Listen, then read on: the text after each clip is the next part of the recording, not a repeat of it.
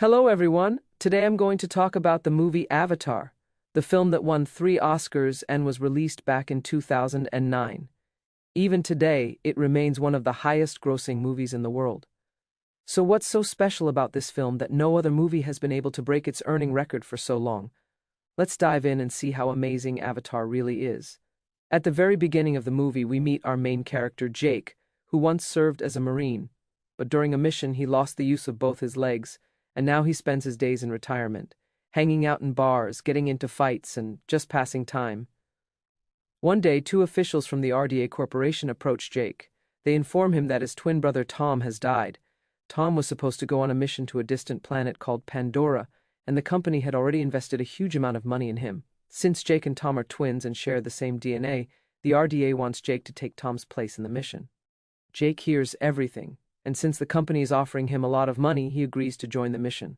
Then we see Jake, along with several other soldiers, traveling to the planet Pandora aboard a spacecraft called Cryo. It takes almost 5 years to reach the planet Pandora, so during the journey, everyone stays in a deep sleep using a method called hyper-hibernation, which keeps their bodies and minds from aging.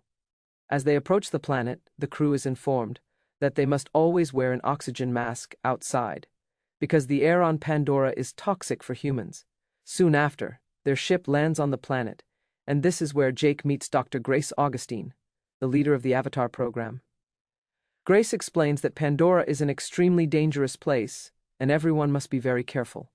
She warns them that if anyone considers themselves weak, they will not survive here.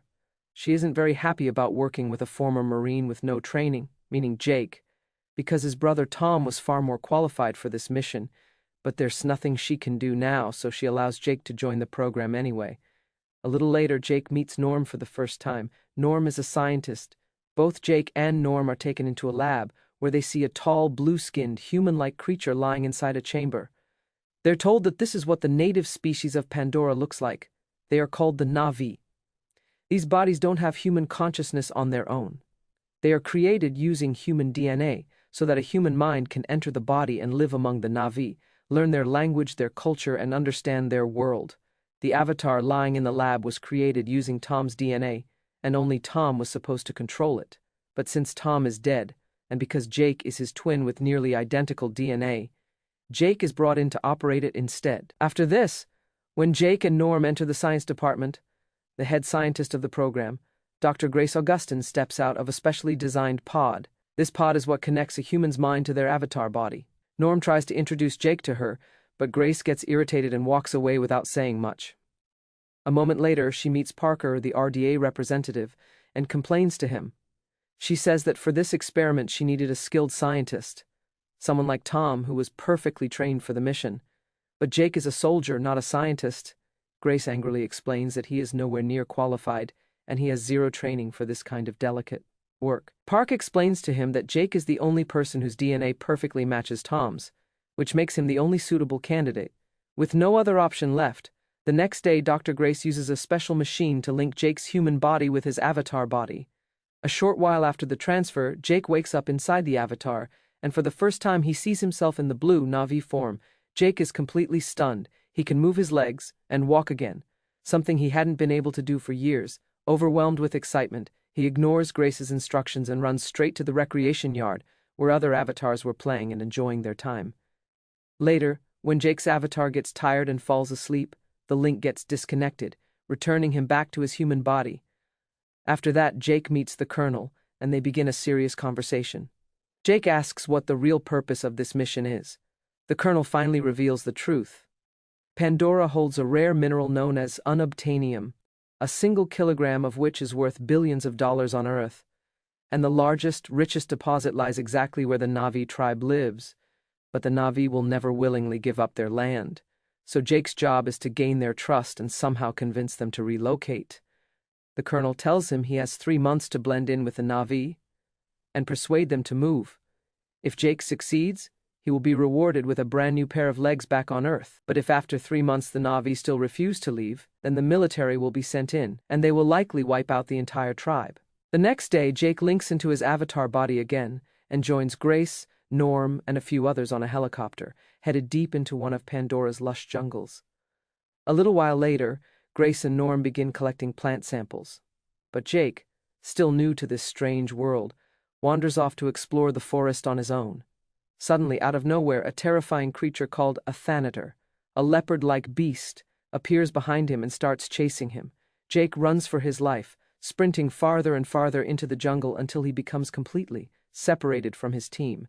At the last moment, he leaps off a cliff into a river below and narrowly escapes, while the thanator roars from above. Meanwhile, Jake's team searches for him, but when night begins to fall, they're forced to return. Alone in the dark, Jake has lost all his weapons, so he sharpens a long stick into a makeshift spear. High above, a Na'vi woman is secretly watching him, the daughter of the clan's leader. She draws her bow, preparing to shoot Jake. But then something unexpected happens.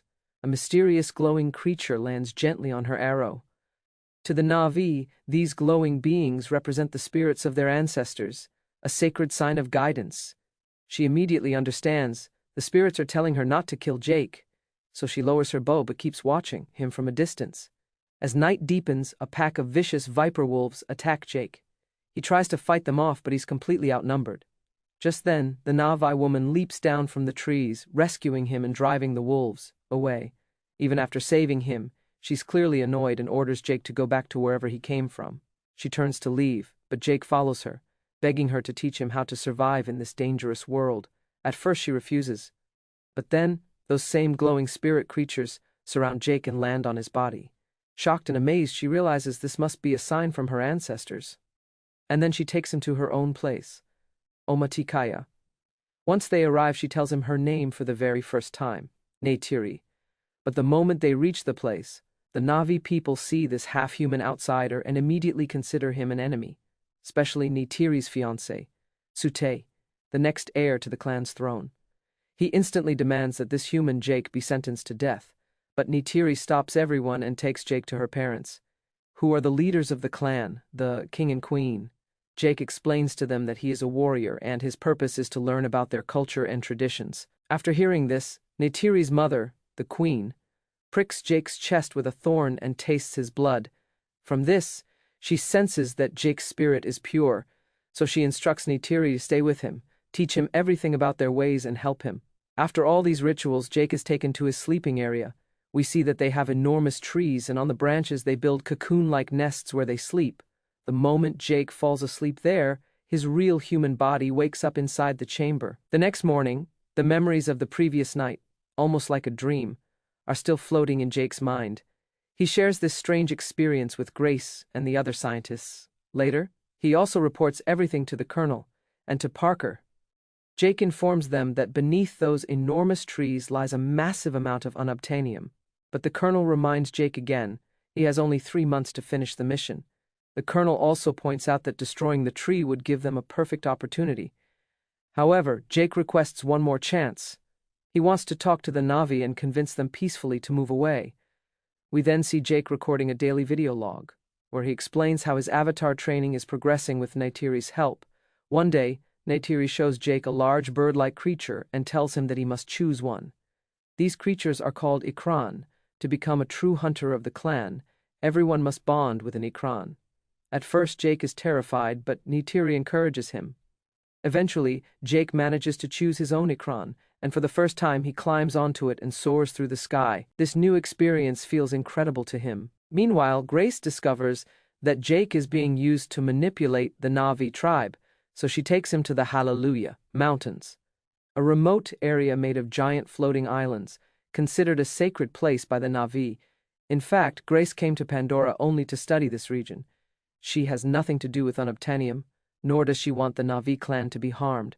One day, while Jake and Neytiri were flying during their routine training, they are suddenly chased by a Toruk, a brightly colored, massive mountain predator that hates anything that flies. Luckily, Jake and Neytiri manage to escape and return to the home tree. There, Neytiri shows Jake the remains of an old Toruk and explains that the last person to ride a Toruk was her great-grandfather. She tells him that the Toruk is the largest flying creature in their skies, and if a Toruk accepts someone as its rider, that person is called a Toruk Makto. In the entire history of the Na'vi, only 5 riders have ever achieved this honor. As days pass, the Na'vi finally begin to accept Jake as one of their own. They even hold a special ceremony to honor him. After the ceremony, Neytiri takes Jake to a sacred place of prayer where they connect their long hair nerve braids to the tree and form a spiritual bond. Neytiri then tells Jake that he can now choose any woman he wants as his mate.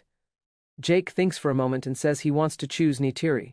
Neytiri is surprised, but she accepts Jake's proposal. That night, the two of them stay together beneath the tree as true partners.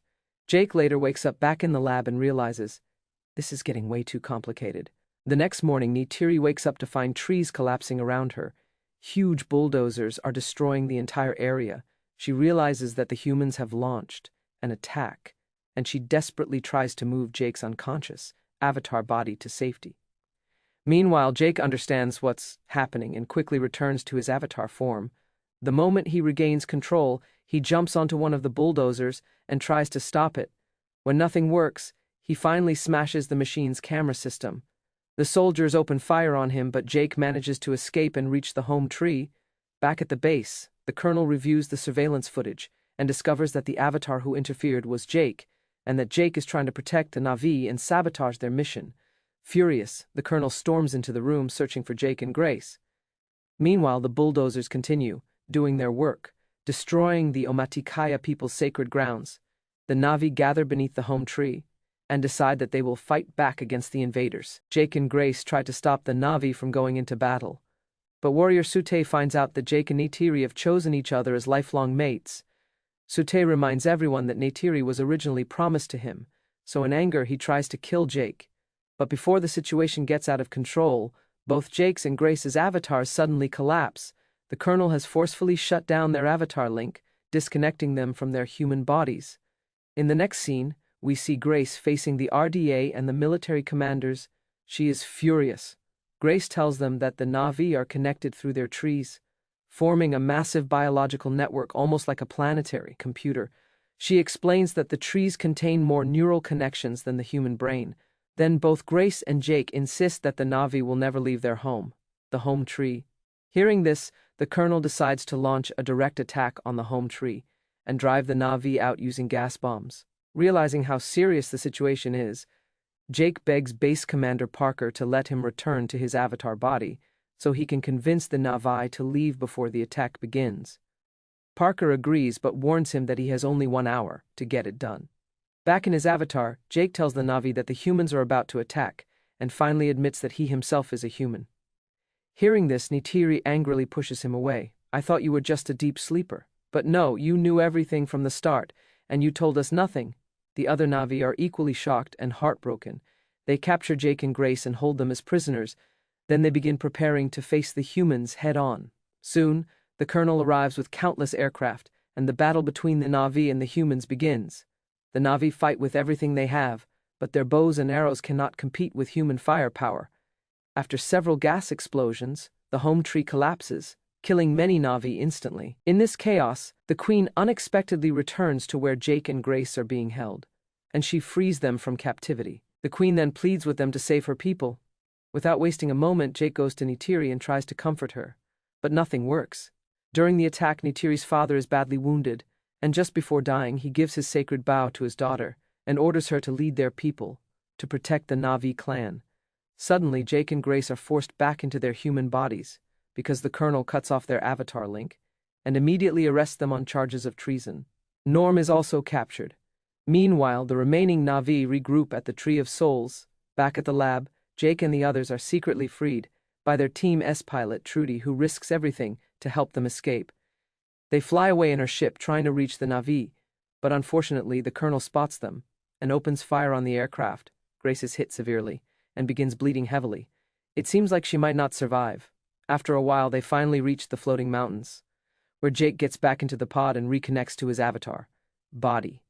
Jake knows that after learning the truth, the Na'vi will never trust him easily again, so he makes a bold decision. He heads out alone, calls his Ikran, and goes on a mission to find the fearsome Toruk. After some time, he finally locates the creature. According to his plan, Jake slowly approaches from above, and at the right moment jumps onto its back, because Jake knew the Toruk never looks upward while flying. In the middle of the Na'vi rituals, we see Jake arriving at the Tree of Souls, riding the Toruk. The moment the Na'vi see this, they are completely stunned. and finally they welcome Jake back among them, with the highest honor. Jake then asks Sute to help him fight against the humans. Sute agrees. Since the Na'vi now fully stand with Jake, he tries desperately to save his friend Grace. He even seeks help from the Queen, but despite all their efforts, nothing works, and Grace dies there at the Tree of Souls. This loss fills Jake with even more anger. He gathers all the Na'vi and calls on them to unite and drive the humans away from Pandora. Hearing Jake's words, the Na'vi regain their courage and prepare once again for battle. To win this war, Jake travels to the neighboring Na'vi clans, and by the end of the day he manages to gather nearly 2,000 additional warriors. Meanwhile, the colonel is shocked to see such a massive army of Na'vi gathering. He immediately orders his soldiers to wipe out every last one of them. The Na'vi arrive on the battlefield, both on the ground and in the sky. Jake rides the legendary Toruk, while Sute and the other warriors are ready to lay down their lives to protect their land. After a long clash between the two sides, it becomes clear that the Na'vi are struggling against the humans' advanced weapons. It almost seems like they are going to lose, but suddenly the creatures of the forest rise up to defend the Na'vi. Animals of all kinds join the battle, fighting fearlessly to protect their world. After a fierce fight, Jake and Neytiri finally get the opportunity to confront the colonel, and they defeat him. In the end, humanity is forced to accept defeat. All the humans are put back onto their ships and sent away from Pandora, back to Earth. Finally, with the help of the Na'vi, Jake undergoes the sacred ritual that transfers his consciousness permanently into his avatar body. Jake is reborn with a new life, a new body, and a new home. And that's how this incredible movie Avatar comes to an end. I hope you enjoyed the movie as much as I did. For more amazing movie explanations,